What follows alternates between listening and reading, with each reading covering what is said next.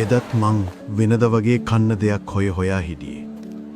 මට ගහනකං හරි පාංවාටියක් දෙනකං හරි පාරය ඇවිදගෙන යන මිනිස්සු පස්සේ යන එක මගේ සිරිතක්. එදා සිද්ධ වුණේ පුදුම දෙයක්. එකම පාට, එකම ගමනක්, එක්කෙනා පස්සේ එක්කෙනා.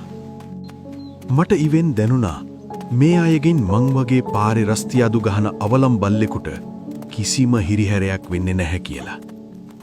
ඒ හින්දා පුරුද්දට වගේ මං එයාගේ පිටුපස්සෙන් වැටුණා.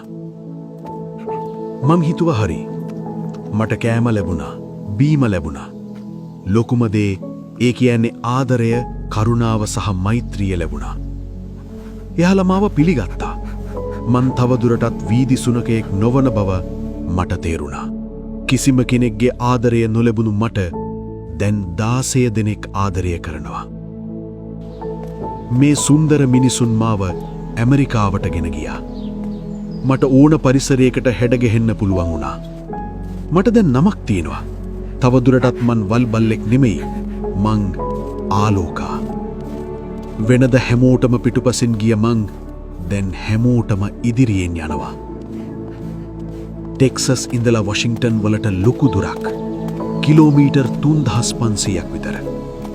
ඒත් අපිට ඒ ලොකු දුර පේන්නේ නැහැ. අඩියෙන් අඩිය අපි තියෙන පුංචි දුර විතරයි අපිට වැදගත්. මේ ගමන ආදරණීය ගමනක්.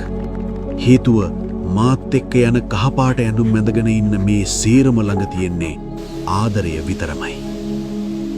ඒ ආදරයට පාර දිගේ ඉන්න ලොකු පුංචි හැමෝගෙම හිත්වල හංගන් හිටපු ආදරය වශී වෙනවා. වෙනද ගල් අරන් ආපු මිනිස්සු දැන් මල් අරන් එනවා. මල්ගත්තු අත්වලට ගල් ගන්න පුළුවන් වෙන්නේ කොහොමද? ඒ වගේම ගල්ගත්තු අත්වලට මල් ගන්න පුළුවන් වෙන්නේ කොහොමද? හිනාමල් පිපුණු මුහුණු වලින්ම නපුරු ගිනි පිට වෙන්නේ කොහොමද? ඒ වගේම නපුරු ගිනි පිට වෙන මුහුණු වලින් සිනාමල් පූදින්නේ කොහොමද? මේ ගමන පුරාවට මං කල්පනා කළේ ඒකයි. වීදි සුනකයෙකුණත් මටත් මේ ගමන පුරාවට එකම එක ප්‍රාර්ථනයක් තියෙනවා. මේ ලස්සන මිනිසුන්ගේ මුහුණු වලින් ආය නපුරු ගිනි පිට වෙන්න එපා. ආදරණීය ආදරය පිරුණු ඇස්වල ආලෝකයෙන් හැමදාම ලෝකය දකීවා. එවිට මුළු ලෝකයම සාමයෙන් සමාදානයෙන් පිරේවා. මං ආලෝකා.